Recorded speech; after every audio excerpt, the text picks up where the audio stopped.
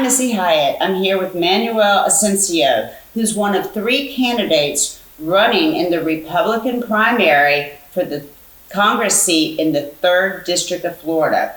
Now, there's a Judicial Conduct Act of 1980. How do you propose to change that?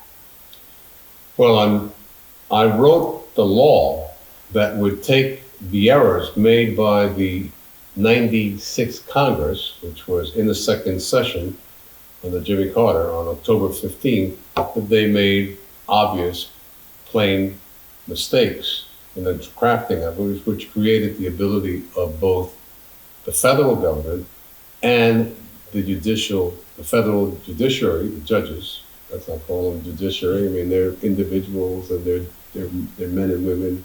Let's call them men and women that happen to be on the bench and have the judges. Use of raw will. So it starts with deals that we don't know about called national policy, and then we get bada-bing, bada-bum, the federal judges enforcing the laws. Okay, well, you're saying that radical judges are taking like their beliefs and changing policy. What do you mean by explain raw will and force? Well, I don't believe it's radical judges at all. I believe it's all 2,700 of them working together and negotiating transactions and deals with the members of Congress that run the federal judiciary in the House and the Senate.